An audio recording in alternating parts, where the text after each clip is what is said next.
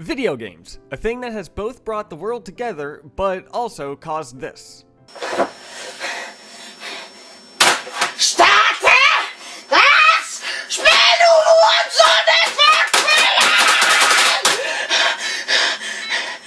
That's just lovely.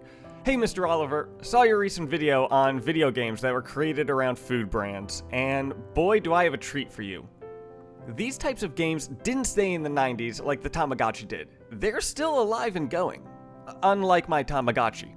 The Xbox 360 and PS3 era had a few games, like the Burger King one from 2006 called Sneak King, where your objective was to sneak around different levels as the Burger King mascot, feeding hungry people Burger King food. And you'd get points based on how well you flourished while giving these people their food. There was also a game called World Gone Sour in 2011, a 3D side-scrolling puzzle game where you played as Sour Patch Kids that were abandoned and they wanted to get eaten. You'd make your way through levels, tossing Sour Patch Kids at objects to solve puzzles, and had boss fights including a zombie doll, a sentient gum monster, and a floating pumpkin. You mentioned the 7-Up Cool Spot series, but before that, Domino's had their own game with Avoid the Noid.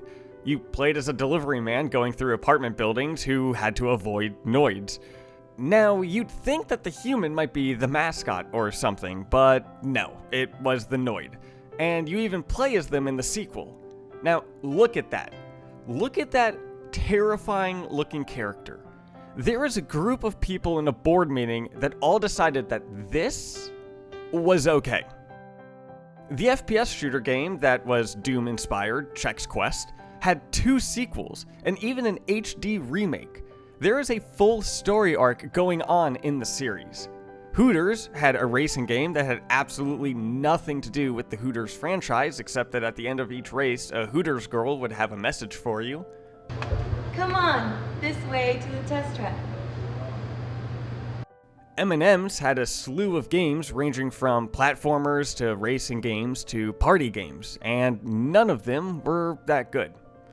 There was even an Atari 2600 game called Chase the Chuck Wagon that was a maze game that was trying to sell dog food. It was a disaster for the company and they destroyed the unsold cartridges, but now they're considered a holy grail for collectors and they actually sell for hundreds of dollars.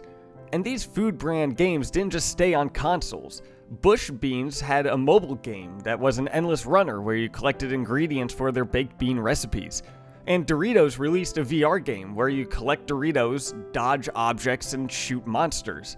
Doritos also has a series called Doritos Crash Course. In both games, you run through a Ninja Warrior / Wipeout style map, racing against other players, and that was way more fun than honestly it had any right to be. There was even one game in 2006 called Dash of Destruction, where you play as either a delivery truck dropping Doritos off, or a dinosaur trying to stop the trucks, and you can upgrade them with robotic enhancements, and you know, Doritos actually seems to kinda know what they're doing here.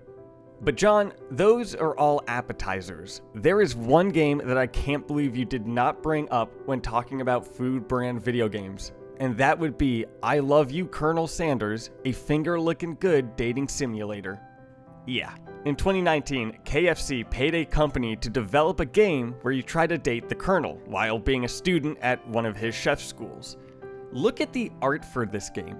It might be a parody of dating sims, but the love that it created in my heart is real.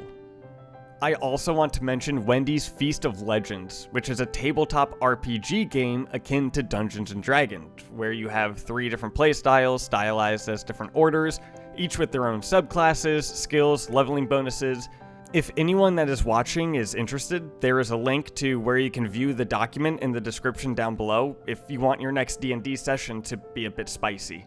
And you know, while you're down there, please subscribe and like and comment, do all that sort of stuff. But I want to end this video with a direct message to you, Mr. Oliver. On the extremely slim chances that I happen to have your ear, I would like to ask that you do a story on the current state of the gaming industry. Your show has a lot of eyes on it, and right now the gaming industry is having a lot of issues that aren't being addressed properly. There's workplace harassment that have led to multiple company walkouts and even worse. There are predatory loot boxes that have gotten so bad that Congress had to step in, and microtransactions continue to be an issue in the industry, as well as just a lack of job stability for developers. Any of these issues, if you could produce a story on, could help bring some actual change to the industry. So thank you for watching, and my next video will be coming out whenever it does.